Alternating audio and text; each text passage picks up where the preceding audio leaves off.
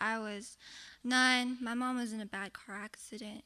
A drunk driver had hit her car and she was killed on impact. And by that time, my my grandma was too old to take care of me, and so a very distant cousin of mine took me in, and I guess the only reason she took me in was so I could clean her house and watch her very lovely children.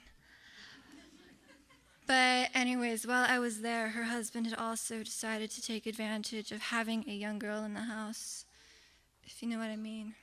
And so I would run away, and finally the authorities intervened and they put me in foster care. And there was one foster home I was in, and they allowed drinking and experimenting with drugs just so long as we were ready to go to church on Sunday morning. And I did not like that church very much. You see, the kids there my age didn't like me. They were mean to me because I was poor and I was different from them. But, so I guess by the time I think I was 16, I had been into about 5 different foster homes, and none of them were very good experiences. But then Ellen took me in when I was 17, and she really loved me. No matter what I did, once she caught me drinking, and she grounded me, and I yelled at her that I hated her. But she just told me she loved me.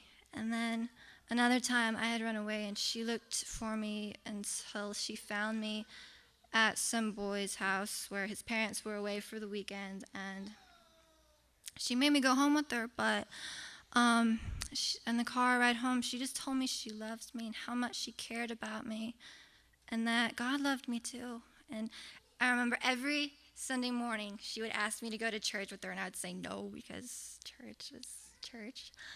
But one Christmas Eve, she invited me to go to her church's special Christmas service, and I said yes.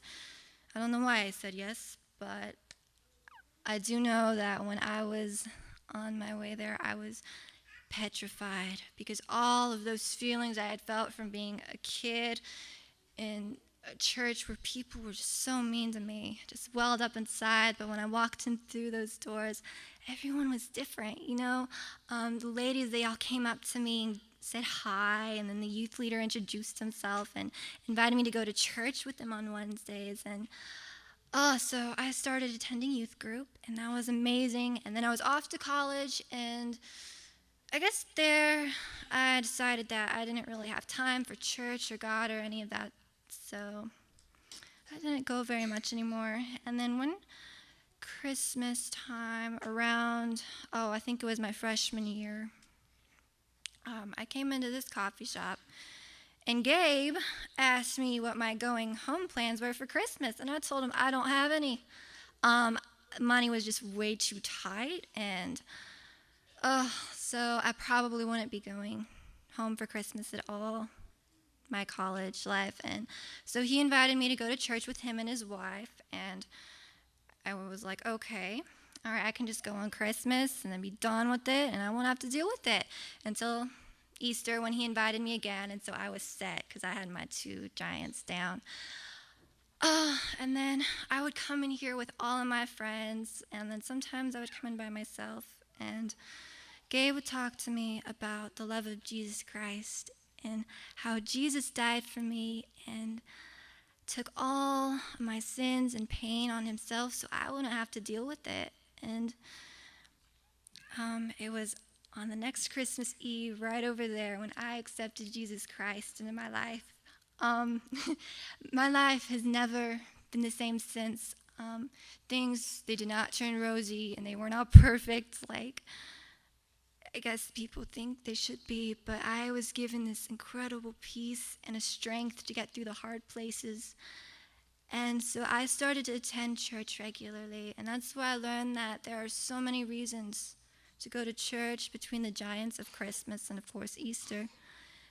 But at church, that's where I learned about God, and that's where I learned who he really is. And so, anyways, I guess Christmas has been a very, very eventful time in my life. You could call it my spiritual birthday, I guess. But you see, my mom, she died on Christmas. And then On Christmas Eve, that's where I went to church and started to learn about God. And it was even on a Christmas Eve when I accepted God into my heart. And you know what? What God has done for me, I know he is more than willing to do for all of you. Just ask him and see. Anyways, this next song I sing is one probably all of you know, and you are more than welcome to sing with me if you like. It's "Oh Holy Night."